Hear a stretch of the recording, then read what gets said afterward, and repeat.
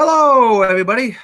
It's Dan Skipbound here once again for the latest episode of the 52 must-see movies and why they matter, based and motivated by this book right here from Robert Osborne, The Essentials in Turner Classic Movies, which tonight I'm wearing my Turner Classic Movies shirt. So there you go. I'm supporting TCM in two different ways. And ironically enough, the very first movie that ever played on Turner Classic Movies was Gone with the Wind. What do you think about that, Steven? I think it's a little biased. I think it's on the list because of that. No, I'm just kidding.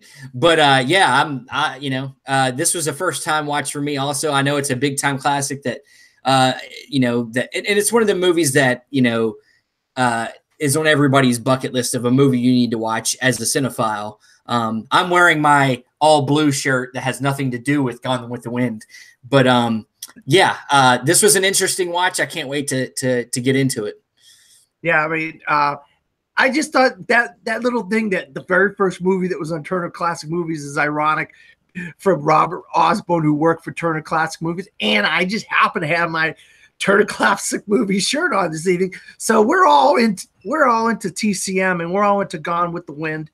And I'm going to get into some of these characters in the movie, and then once I'm done, I'll ask you to talk about what you think about the characters and their motivations and so forth at the beginning here, and then we'll start getting into the plot of the movie. Well, of course, Gone with the Wind, this thing was a major production. So there's all kinds of extras and all kinds of special effects people in the background, and a lot of the sets had to be built off.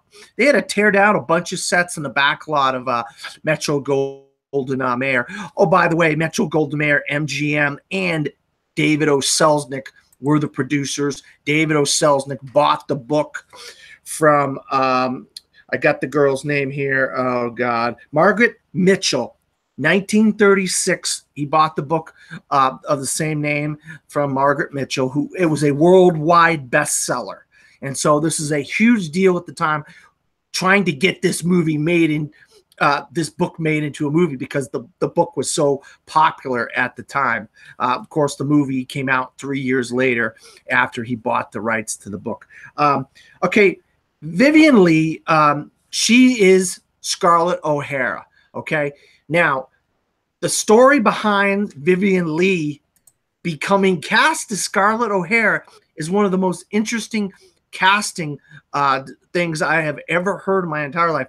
They had over 400 women, Stephen, try out for this role of Scarlett O'Hara. And they changed the name of Scarlett O'Hara, as it was like Minnie O'Hara or something like that, or Fanny O'Hara or something like that. And irony of all ironies, she ended up being chosen, and she went through 2 or 3 rounds of auditions, and she was David O. Selznick's next door neighbor. Even though she didn't come from this country, she was a struggling actress in Hollywood at the time. She just happened to live next to David O. Selznick. I mean, tell me how crazy that is. When you have 400 women, you have a lot of the big stars of the day trying to get that role. Oh yeah, I mean, it's one of them, like stories that any type of anybody trying to be an actor would love for that to happen. One of them, I know I was down on my luck, and suddenly I was in a restaurant and there was this big producer sitting over there. I'm like, it's one of them things that you don't believe, but when it happens, it's pretty awesome. All right, and then Clark Gable plays Rhett Butler. Now, the story behind Clark Gable is Clark Gable wasn't under contract with Metro-Goldwyn-Mayer, but because David O. Selznick needed money, he could not fund the picture himself. He made a deal. So he made a deal to get Rhett Butler from another company at the time. And so that's how Rhett Butler ended up being, not Rhett Butler, Clark Gable Rhett Butler. I got Rhett Butler on my head right now. So that's what I'm saying. So Clark Gable came over and became Rhett Butler, which, of course, people didn't think he could play the role because he didn't have that. He wasn't that kind of character. But once you see the movie, you see, wow, he does a great job. He even got nominated for an Oscar for it. You know, and Vivien Leigh, we know, won an Oscar for her role as Scarlett O'Hara. Olivia de Havilland, Melanie Hamilton. All right, so she marries Melanie's brother. Melanie marries Ashley, who is the love interest, somebody that our main character loves. Yeah, Wilkes. I got it right here. Yeah, Ashley Wilkes. Ashley Wilkes, played by Leslie Howard. Now, Charles Hamilton is Rand Brooks, and that's Vivien Leigh's, Scarlett O'Hara's husband. So I just want to get that out there at the beginning. She goes through many. She goes through many men. Yeah. We're gonna get into that. And Hattie McDaniel, the very first African American woman or man to ever win an acting Oscar. She won Best Supporting Actress for playing Mammy. She's basically the house ma'am of the O'Haras. And then Alicia Rhett is played. Alicia Rhett plays India Wilkes. That's Ashley Wilkes' sister. There's a lot of Wilkeses and Hamiltons and O'Haras and a lot of those folks. And the director of this movie is, well, technically it's the second director. Victer Fleming was the second director. And I'll tell you what, this guy, he had a nervous breakdown on the film and he had to leave the set for 2 weeks and then came back because there was some of the problems that I'll get into before we're done this episode of the 52 must-see movies and why they matter. And of course, I said David O. Selznick, Metro-Goldwyn-Mayer. Talk about the characters. Talk about some of the stuff that I just brought up, Steven. I mean, it's already saying, you're probably saying, wow, this is already craziness already. We haven't even talked about the movie. Well, okay. Well, I'll start with Clark Gable. Clark Gable is what made me want to watch this movie more than anything because I'm a fan. He's in one of my favorite movies, It Happened One Night, which we also talked about in the 52 must-see movies. And yeah, in that movie, he plays a very different type of character. It is a romantic lead, but it's a very different type of character. He's not rich. He's playing like a journalist down on his luck in that movie. But in this movie, he's playing a kind of smart, kind of conniving, somebody that rolls with the punches and can make his way. And it really does love our main character of Scarlett. But takes her love with money, which is a big theme of the movie, about, what, love really is, and they figure out through the movie that they're not really meant for each other. But, that and, basically our setup is that we're in with a bunch of rich white people. And everybody's you're getting in to know these people. Scarlett O'Hara's father owns this cotton plantation and they're all living their lives. And then the Civil War is about to start, which kind of throws everything into craziness. People bust in and say, hey, who wants to join the army? And so Ashley, who is who Scarlett has affection for, but is going to be marrying her cousin, played by Melanie, decides to go off and join the war. So, even though Scarlett says to Ashley that he loves her or that she loves her, that it doesn't matter, he's Melanie or married, so then that happens and then the war starts basically. And that's kind of where the beginning of the movie, the first good 15, 20 minutes starts. And what a scene that really resonated with me was when they were talking about the Civil War, they were talking about the North, and they were talking about the South. And a guy who was kind of standing off in the distance, not really paying attention, but as this conversation started and the guys started talking and stuff, Rhett Butler started interacting, and her started saying, you don't have any cannon factories. You don't have any of this. You don't have any ships. You don't have any of this. How do you think you're going to defend yourself? How are you going to defend against the North? Oh, are you a traitor? Are you going against the South? And that was Ashley Wilkes. So go ahead. He's very much a realist. He's not anybody that puts himself in any party. He's not one that sticks to any kind of belief. He's not, he's just somebody that looks at the world in a very what's the word I'm looking for? Subjective way. He looks at it a very subjective way, and he chooses the side that benefits him. So in a way, he's not a good dude, but he's also probably the most honest person in the movie, with themselves. So now, as far as Vivien Leigh goes as Scarlett O'Hara, we've seen this type of girl before, where they start out one way and they have a transformation throughout the film. And they end up a different way. Talk about how she is kind of like the spoiled rich girl, and she thinks she deserves what she deserves, and things aren't necessarily going her way at the beginning of the film. Yeah, being the first time I've watched this, I'll tell you that even by the end of this movie, I don't like her as a character. I don't like her. She is very unlikable, which is interesting for a movie of this time to not have an affection for the main characters. Typically, a filmmaker would make a movie where the main characters are really likable, and that's what you go. That's what you go to. You go back to watch this movie for them. But honestly, the main characters in this movie are all kind of unlikable in a way, and I think that plays an interesting point into how people look at this movie today, because I know a lot of people today are looking at this movie in a very negative way because of its stance on slavery.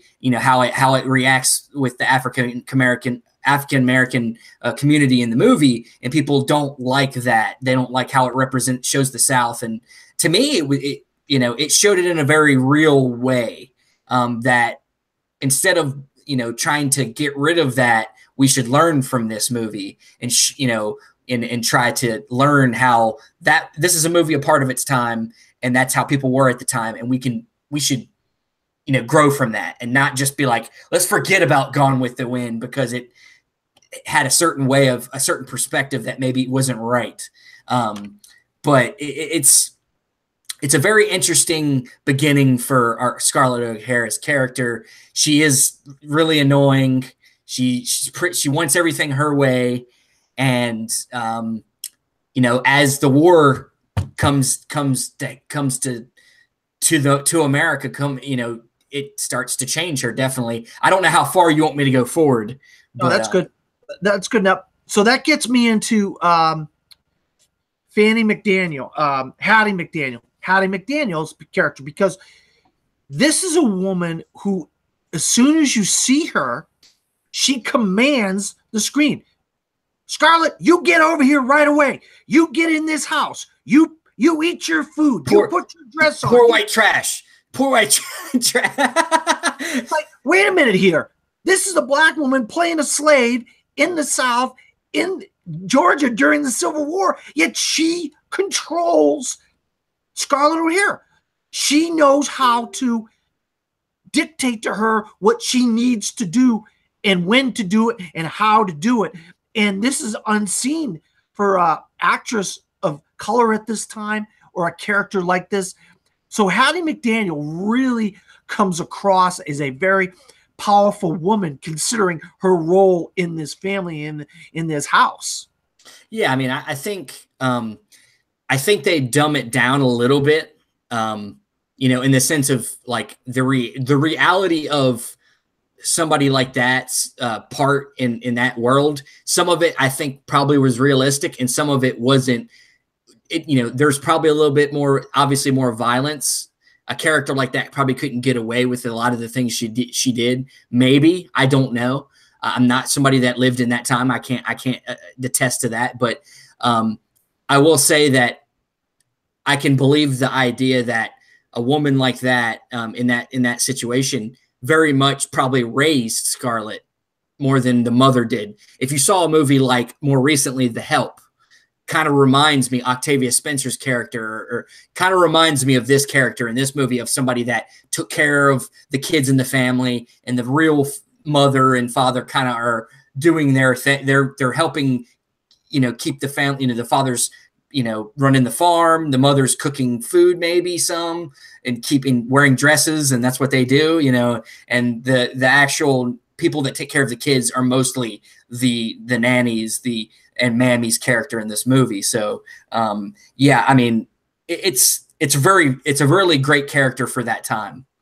Yeah, that's why. I mean, she definitely deserved that Oscar win for Best Supporting Actress, and it was a very, from what I remember of footage of it, I think there was some footage or something I read about of the acceptance speech, and it was a very emotional speech, and people like Halle Berry quoted some of that and talked about for her to get to where she's at and the people that came before her when she won and so forth. And Hattie McDaniel was someone that she mentions. Of course, Dorothy Dandridge, which she played in a movie from HBO. So these characters are all started. They really start we start getting our claws into the characters right at the beginning. We got the spoiled rich girl. We got the kind of the tough guy who doesn't take any guff. And we got the slave Mammy, who's basically running the house, even though she's the slave. So we got the three main characters, and then we got Ashley Wilkes. He's kind of like, he comes and goes in the film, but she loves him. Scarlett loves him. And I just don't think that, I mean, I'll be honest, Leslie Howard as Ashley, I don't think he was going to be the character. We know because of the Rhett Butler character and Clark Gable that he wasn't going to be the character that they try to start out leading us to believe he could be. Yeah, I mean, he was he was kind of a pawn for to create problems. He's a what we call a plot device for the struggle between the other characters later in the movie. But her to continue to say she loves, which I never understood her love for that guy throughout the whole movie anyway, but who knows? It's that time period of films where love doesn't need as much explanation for us to believe it. I mean, it does to me. I mean, me watching this movie, I'm like, why does she love that guy so much? I mean, who cares, whatever. But back then people didn't need it. They just wanted the spectacle. They wanted to believe in that stuff. And we're more cynical nowadays.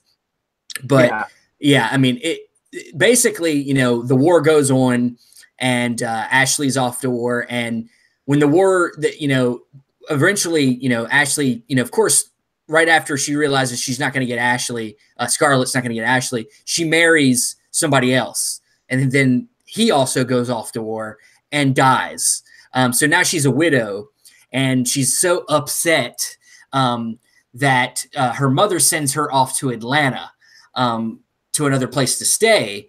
They're in Philadelphia, I'm pretty sure, if I remember correctly, is where their main home is. And so she sends her off to Atlanta and to, for grieving, whatever.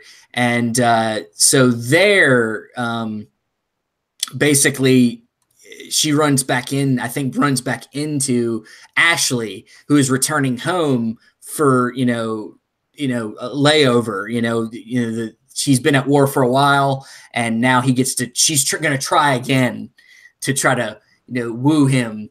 And of course, he's committed to Melanie, and like I said earlier, this is a really long melodrama. We could go into all the facets of it, but basically she tries to woo him again, and it doesn't work again. That's where I'm at. Charles Hamilton is a revenge kind of marriage type of thing. And when he dies, of course, she has to get, she's in mourning. So we have the whole wearing of the black.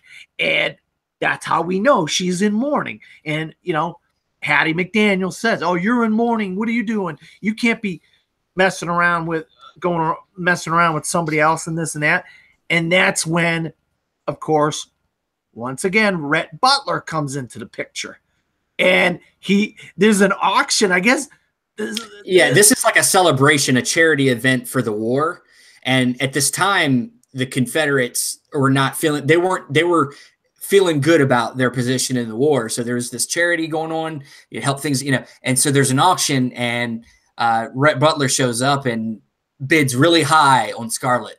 And, she's trying to get this guy away from her. She's like, this guy just keeps showing up and likes me apparently, but I don't like him for some reason, And so they have a dance. They dance. Well, the thing is when they announce her name, she's Mrs.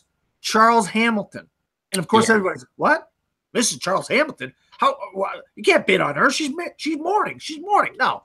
I want to go with him. I want to go. She jumps up and said, no. I want to go. I don't care. I'm not in mourning. She wants to be picked, but not picked by him. So it's just how it is. Yeah. Yeah. Because you hear all the guys, $25 on this girl and $20 on that girl, and because like you said, this is a miserable time in America. This is a miserable time in Georgia. So anything to try to cheer these guys up, and if it's a dance with a pretty girl or whatever, that helps things out. But of course, we know we're in the middle of the Civil War. When you watch the movie, and it gets to Georgia, stuff starts to go down. Well, we get the big Battle of Gettysburg, which is the turning point of the war. Gettysburg, if you're familiar with the Civil War, which if you live in America, you should be familiar with the Civil War. It's more people, American men and women died in the Civil War than any other war in American history because we're killing ourselves. That's why we're killing ourselves. But that's all I'll say about that. So Gettysburg is the big war. And the battle. I meant battle. And Clark Gable, Rhett Butler decided, you know what the hell? I'm going to go help the Grays. Well, I mean, before that, there's a couple cool things about that leading up to what you're about to talk about. Which one of my favorite shots in the movie is the battlefield of all the dead bodies, and it's huge shots, bunch of extras, and it's one of if there's any big positive to my experience of this movie, it is very well directed, and it's in Technicolor, so the colors are bright, and this shot of just the slow pan back of all the dead bodies and all the injured is just incredible. And there's a whole scene where Scarlett's trying to get out of town while the things are getting crazy, and who shows up? Rhett Butler shows up and gets on the horse and tries to run her out of town, get her out of there. And you go ahead. Yeah, and I want to talk about that. I'm glad you brought that up. David O. Selznick needed 800 extras for that scene, but there was like 2 or 3 other production going on that day, so all he could get was like 430 extras. So what they did was they put dummies, and the dummies had an extra next to them. And what they would do is they put the hand underneath the dummy and move the arm like they're writhing in pain. So it looked like the dummies were moving. And then the crane was so big, they had to put something like, I don't know, 100 feet of concrete to hold the crane because they needed to get this long tracking scene. So they didn't have enough. They couldn't get high enough from the thing that it's like a football. If you've watched movies or if you ever been involved in football, a thing you stand on the top and the coach goes, "Hey, you better do this," and "Hey, you go there, you go there." Well, that's all they had. So they had to go borrow a crane from a construction site in Van Nuys, California, but they needed to put a bunch of concrete underneath it so it wouldn't fall over. And that's how they got that scene, because it went way, way up in the air. And so that's a little story about that scene. But yeah, that was just a crazy, crazy scene. And when you see the scene with Scarlett O'Hara and Rhett Butler, she comes in and takes her off on the horse, there's a great line of dialogue. He says, anybody tries to steal my nag, you shoot him, but don't make a mistake and shoot the nag. I love that scene. I love that quote. I thought that was a funny quote to, kind of end that. That's a pretty tense scene because there's fire all around them.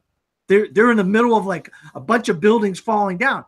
And another technical marvel, Sidney Howard,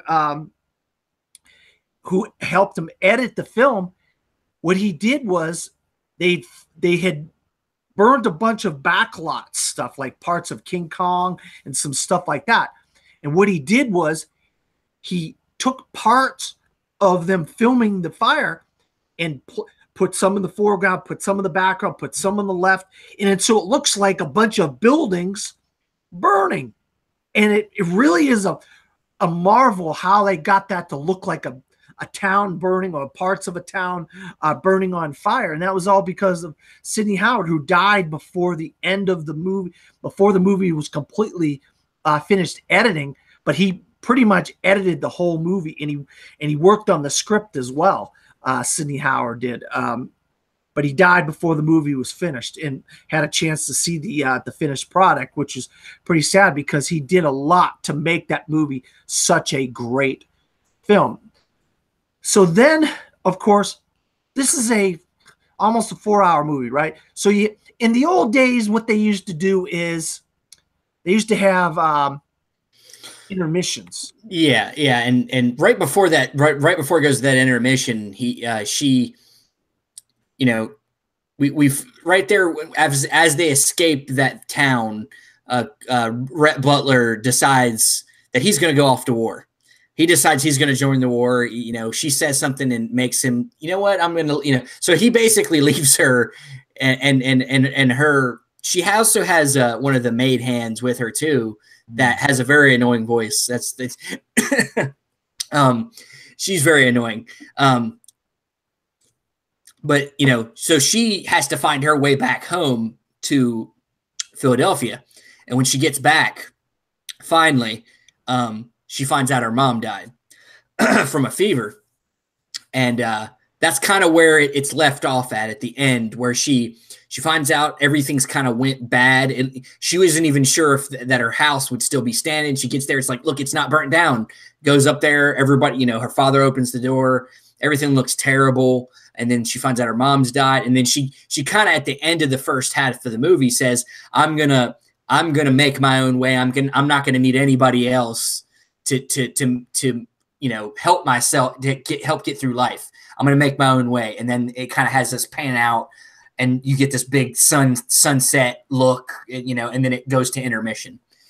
And I forgot one thing before the intermission as well. Butterfly McQueen is prissy, and she helps Scarlett because Melanie is pregnant and she needs a doctor. That's after the intermission. Oh, is it? Okay. Yeah, it's after. Yeah. All right, yeah. My bad. That's jumping. That's like the next part. Okay. All right. So that's right after the intermission. Okay. That's after the intermission. Yeah. This is a long movie. Yeah, it is. So she has a pregnant baby, pregnant woman, and she needs help. Well, when we get back, it's time has passed, and Scarlett O'Hara has been working the fields, has really been like, from the person you saw at the beginning being a rich, spoiled person to now having to literally work in the fields and to make her, to survive and help everybody else survive. You're like, wow, this person's really went through a change, and maybe they're going to be a better person for it. I don't know that necessarily happens in the movie as other characters pop back in and she finds her way back into becoming a rich person again. But there's a pregnant lady. We have a pregnant, I think it's a cousin, or not a cousin, but like somebody. No, Melanie's the one at the end. Melanie gets pregnant at the end. Oh, okay. It's somebody else. Is it it's one of the sisters, I think. Is it India Wilkes, the sister of she had two sisters. I think it's one of her sisters. It's Ashley's sister, India Wilkes. right? Yeah. Okay. Well, this is the thing. She has to get a doctor to help bring this baby into the world. So she sends McQueen, which is really weird. These names that these women have, McDaniel, McQueen, but think about it. Steve McQueen is now a big time director, and Butterfly McQueen. She has to send her over, but she doesn't go. She doesn't go. She's like walking around the street. She's like, did you go get the doctor? No, I didn't go to the doctor. I don't. I'm afraid. I'm afraid if I go there. Let me interrupt you real quick. I think you're actually right. This part is right at the end of part 1. Yeah. Okay. That's what I thought. So that's what I thought. But she has to get the doctor. So she runs over there and she tries to get the doctor to come help. Well, she tries to get Rhett to help with taking the baby to a doctor. Yeah, because they have no way of getting her. She's about to go into labor. And then basically she grabs Chrissy and says, "You're helping me with this baby. You're going to help me with the baby." And she's got an annoying voice. You're absolutely right. I think that was good for the character, though. I think that really made the character stand out. Having that kind of but yeah, she was, God. She's a little bit much sometimes. No, it was a little bit much, right? But before we're going to go back to that intermission because I forgot something I wanted to talk about, and it's a very powerful quote in the movie that I just wanted to bring up that I think needs to be brought up. If God is my witness, I'll never go hungry again. That is the end of part 1. And that's where that sunset that you're talking about is, that leads into the intermission. And it shows you from the beginning of part 1 to the end of part 1 how low Scarlett O'Hara has really gotten in her life. You know what I mean? Yeah. That quote. All right, so now we go from the lowest of lows back from the intermission, and we got to start getting back on track.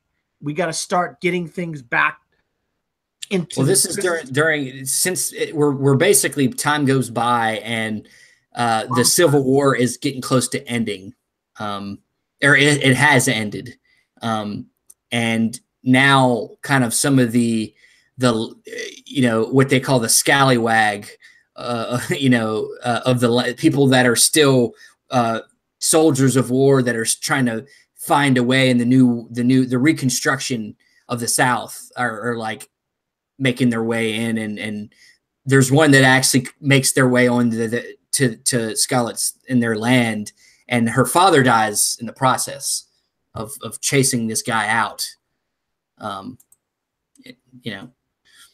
Yeah, so they come back to their property, and their property is like, it's there, but like 12 Oaks is a mess.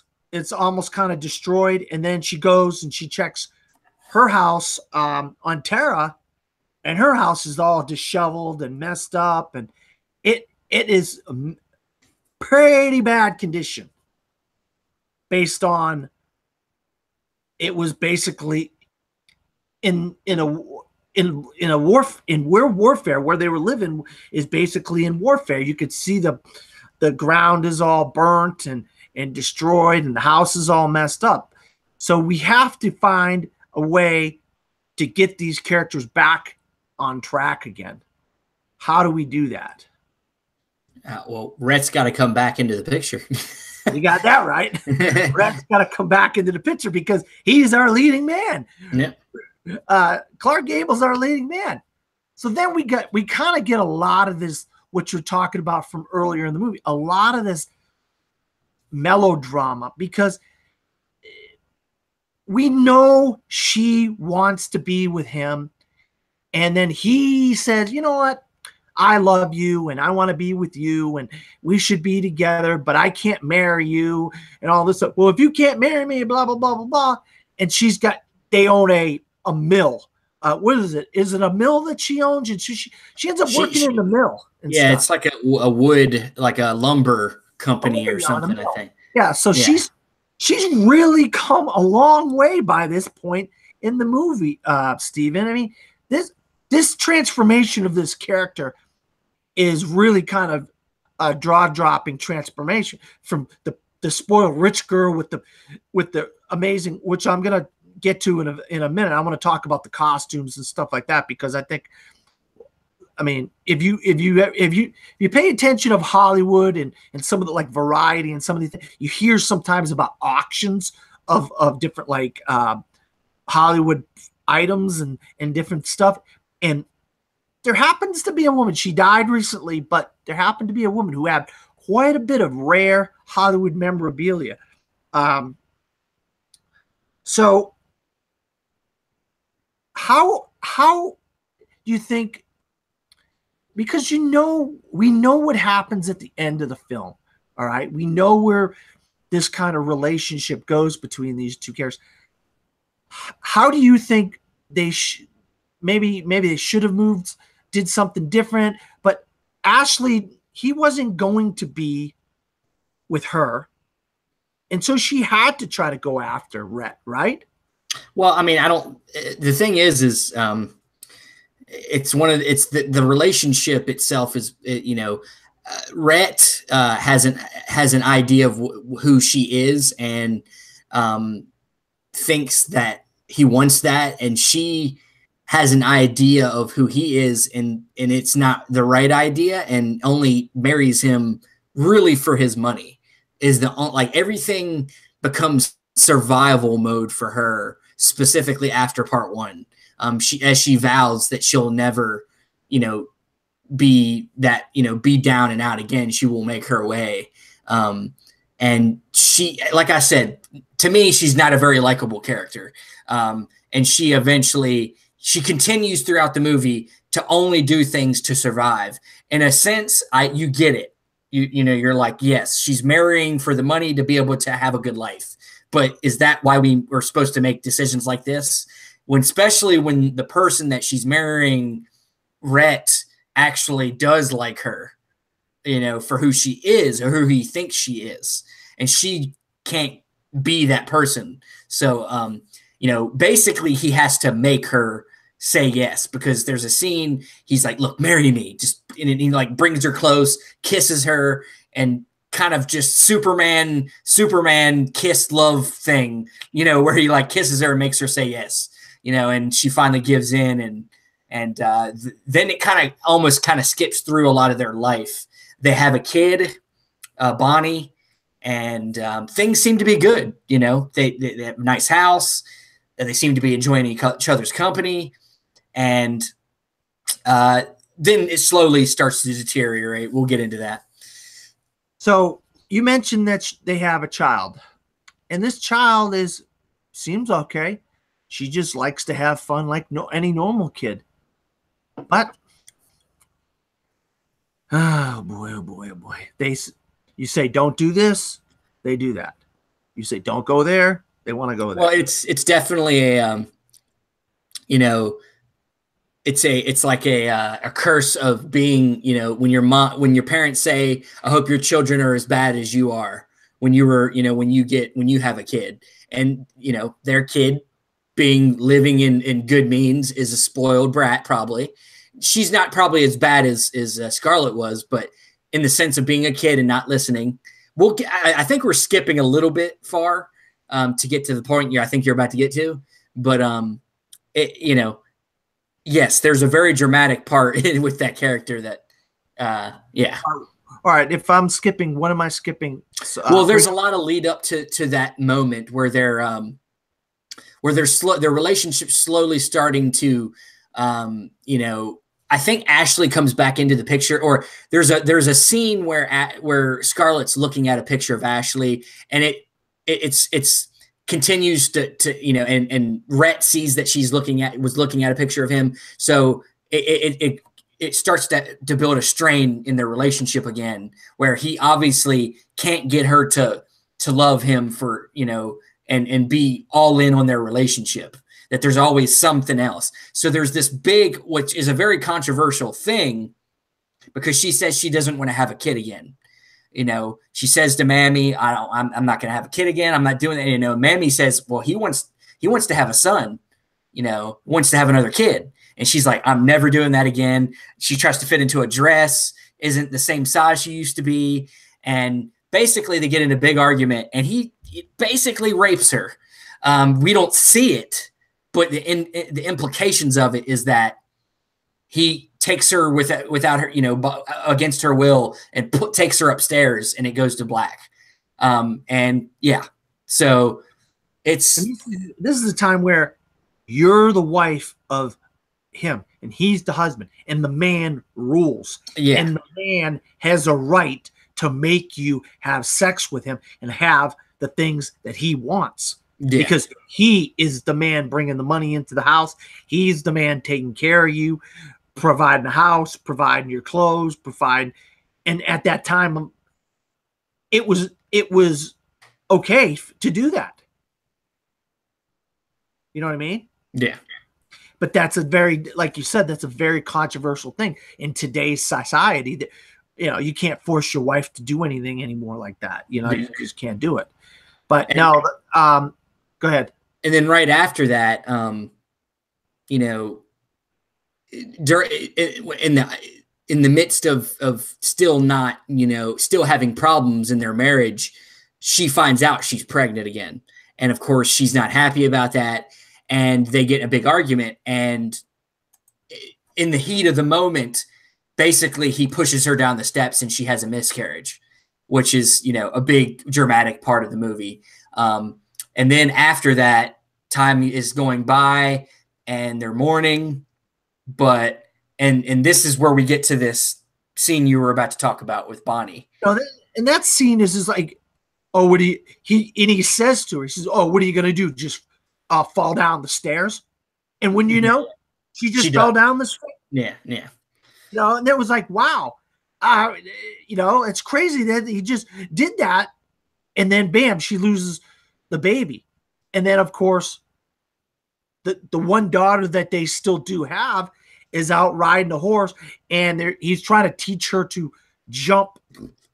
Well, he'd already, earlier in the movie, it had been set up that him and her were out, you know, jumping and stuff like that. And Mammy says, no, that girl shouldn't be doing that, you know? And of course it comes back to hurt them later. Yeah. Because, the horse doesn't want to jump over the barrier, and it jerks, and she falls off the horse and breaks her neck. Yeah, she gets slung through a wooden post and then hits the ground and breaks her neck. Yeah, it's tragic. It's one of the best parts of the movie. It's one of the you know, not in the I like to see the kid get this, but it was a good part of them in the sense of dramaticness. It was good. Yeah, I mean, I like the little girl too. You know, the little actress that played the little girl in it. I thought she was pretty cool. That little girl was. It was a shocking moment of the movie. You know, like it was like, what? Like she just had a miscarriage, and then suddenly now the other kid's dead, and it's like, what? Yeah, they lose both their children in a matter of minutes in the movie. You know? Yeah, in the movie, yeah, minutes wise, yeah, minutes in the movie. And I want to talk about a couple, and I have some statistics here I want to bring up before we get to the end of the box office. The budget of this movie was $3,977,000. At the time, was unheard of, Stephen. $3 million, almost $4 million. How could you make a movie? I know indies are made for that now. It's like, that's the indie movie. It was made for $5 million, right? Yeah. Well, guess how much it made? Well, we know with inflation, it's like $4 billion. It's like up in it's billions. Yeah. 100, what is it? 198,676,496. What is that? I'm not going to. Are we talking it made in the millions, I'm assuming. Yeah. So if it costs $4 million to make, this is $198,676,496. Is that right? Sounds about right. For the time. For the time. And at the time, there wasn't a whole lot going on. So what did they do? I mean, movies played in theaters year-round for years. Yeah. You know, it was different time. Movies didn't come out all the time.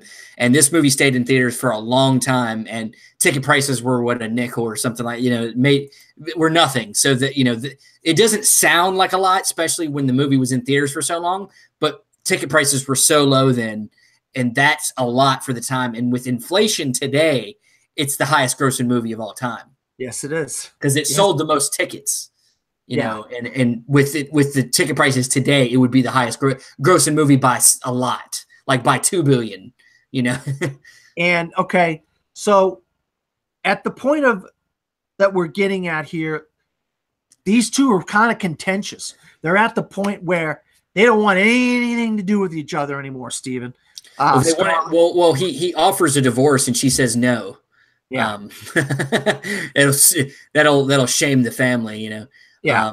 And now Melanie's pregnant, the Ashley's, or her cousin Ashley's wife.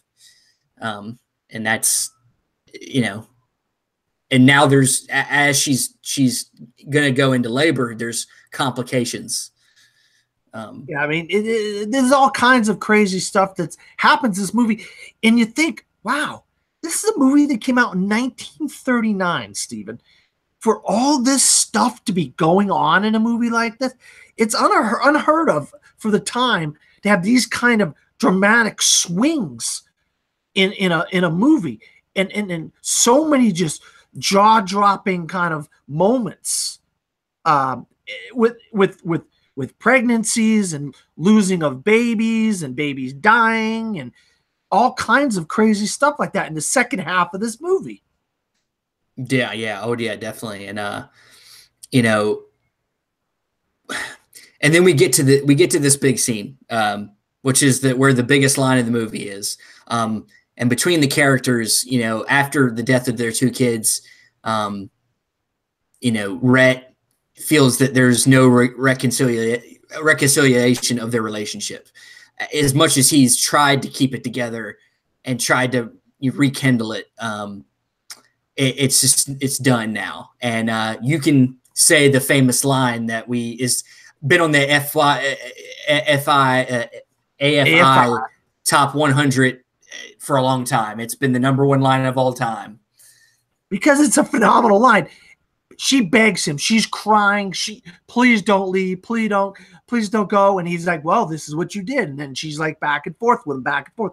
Before you know it, he's at the front door. And she's like, I loved you all along. You know, I didn't really love Ashley. I really loved you all along. And then he's like, give me a break. Well, he's like, my dear, I don't give a damn. Yeah. or she says, what am I supposed to do? You know, where am I supposed to go? And he's like, frankly, dear, I don't give a damn what you do. Like, you do what you want anyway. You know, you do what you want anyway, and I don't care what you do anymore. Yeah, so, basically. Because any tie to you that we had, which was our kids, they're dead. And I don't want anything to do with you anymore. You make everything bad, you know. Everything, you know? Right. Everything, if you look at the film from the beginning to the end, everything bad in the film happens either to her, involving her, a relative of her, somebody that she loves, her children, and it's just Rhett Butler. By that point, he's like, you know, I've had enough of this. I'm out of here, you know. And I wanted to bring up a very important fact in the movie that, and Andrews touched on this in a previous 52 Must-See movie and why I meant the Breen Committee. The Breen Committee. They didn't like this line so much. They didn't think the word damn should be in there. And what happened was they had about 6 or 7 other lines that they were going to replace that line with. And one of them they actually filmed just in case. The Breen Committee said, no, you can't have that line in there. But when David O. Selznick explained to them the context of it, they said, okay, it's not about like hell and damn you to hell or none of that kind of. It's like it's just in the phrase of I don't give a damn, and in a sentence in a struggle of a normal kind of sentence structure, you could use that word in that context. And they changed the rule, the Breen Law rule, to include damn, and that's how damn ended up getting in that sentence, and that sentence became the greatest quote in movie history. Just love censorship, don't we? I just love censorship. And it's so that's ridiculous. To say the word damn was such a big deal back then is ridiculous. 1939, 1939. But and that's and let's give credit to the awesomeness of Clark Gable, because he's one of my favorite actors of that time. He's just so good. He's so good at being aloof and being and being charming at the same time. And when he says that line, you're with him. You're like, fuck her. Like, I don't give a damn. Like, it was like how a Tyler Perry movie is for people today when a dramatic moment happens for them in a Tyler Perry movie, and they're like, yeah, like, I'm like, that was white people's Tyler Perry back then. Yeah, he really, I couldn't even imagine anybody else being cast in the role now, Yeah, he's fantastic, man. I love everything he's in, from Mutiny on a Bounty. It Happened One Night. We can go through. Yeah. And him and Victer Fleming had worked together. They were kind of buddies. They had worked on a couple other movies together, so they were close. So they kind of had, he brought out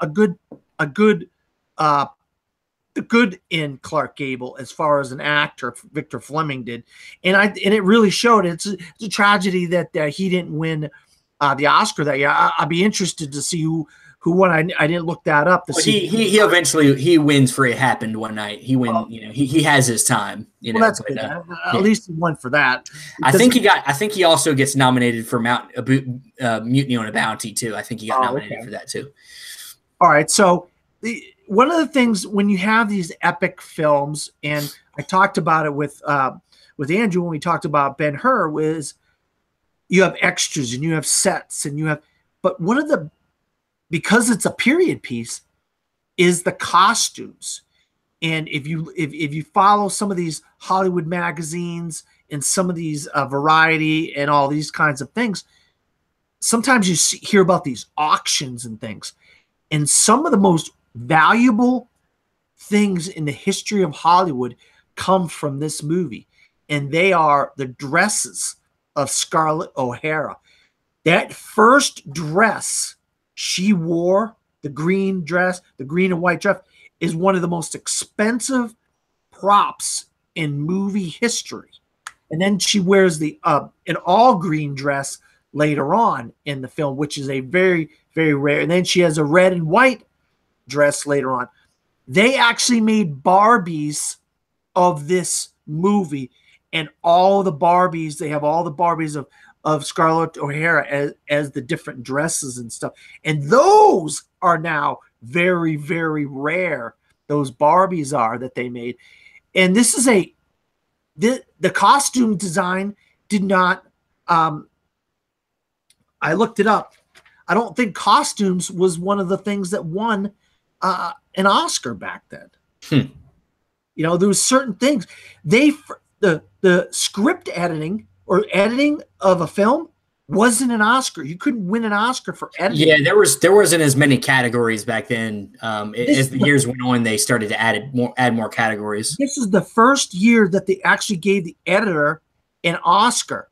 They did because of. I mean, if you saw what they had, there's a great documentary about this film. If you haven't seen the documentary, go look at the making of Gone with the Wind documentary. It's just as great, if not better, because you're like, holy smokes, I cannot believe all the stuff that went on behind the scenes of this movie and the different scripts and and all that stuff with the actors. But let's get into the final thing here. The big thing that we have to get into, and that's why, Stephen, is Gone with the Wind essential for everybody, any movie fan, any person of any walk of life. Why is this film so essential? I will say that I don't find this movie to be that essential for me. I know this, and I know crazy. I know. I'm glad I saw the movie, and I don't hate the movie, but I think I find this movie to be pretty dated, and to be as long as it is for what the story is. I found this movie could have been wrapped up in 2 hours and not 4 hours. So I think, in the sense of storytelling, the movie is really dated, and I think it's one of the movies that you should see, but it's not movie that I will hold as high as other movies of this time period, as must-see movies. I think it's just become a classic because that's what people have made it to be. And we have a hard time looking back at something and looking at it, objectively. And sometimes, and like I said, it's a movie of its time. So that's why I give it more credit, But for me personally, even there's a lot of other movies of that time period that I can go back and watch and still love it. This one, I can't. I can't love this movie as much as other people do because I find it, in the sense of its storytelling, way too overly long. 4 hours is longer than the movie you talked about last week, Ben-Hur. It's longer than, I think, Lawrence of Arabia, which is a vastly better movie. And it's just, we're getting into a lot of epics here at the end of this run here. And this one, to me, out of all of the classic movies that film schools and people tell you to watch, this one doesn't stay with me as much. It will be one I watch again because I have to eventually watch it again. I own it. And I find that you need to revisit things over time to see if your perspective changes, because you can only call yourself a real cinephile if you are willing to go back and watch something again and see if your mind changes. Because there's movies that I've went back and watched and I'm like, wow, you know what? The first time I didn't really like that movie, but now I get it, or I missed something the first time, and maybe I missed something with this movie, and maybe next time when I watch it, it'll hit with me harder and I will change my mind. Everything I just said was stupid. But right now, I'll say that I don't actually find this movie to be that essential. I think there's other movies of this same genre that are probably better ones to go and watch. But it is what it is. It has its mark in history. And, the book has it. And that's why we did the video. That's exactly the reason why we did the video. But, I mean, I honestly think the epic scope of this movie for the time period, I think if you go back to 1939, you probably will not find a better movie. It's a feat of filmmaking, definitely. It does have its relevance in the sense of nobody made a movie of that scale, probably of that time, and that's where and that's a good thing. But in the sense of just looking at the movie itself as a movie, I don't find it to be that essential. It doesn't bring enough to cinema in the sense of storytelling for me to be like, you need to watch this movie, Well, it's an 80-year-old movie. Next year, it's going to be 80 years old. Can you imagine? I'm telling you right now, we get 350 movies a year, Steven. And I'll be honest with you. I think that movie, Gone with the Wind, is better than probably 75% of the movies we got in 2017. I'd say there's 25 or 30 great films that came out in 2017. Gone with the Wind is better than 75% of the films that came out last year. Well, probably better than 80% of the films that came out in 2017. Sure, but there's a lot of shitty movies that come out. There's a lot more movies that come out today than there was then. So that percentage is up. It can be up there because,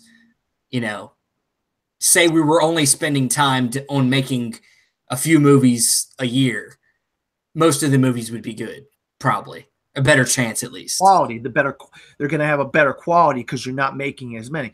And that's why I think that's the reason why it stands out.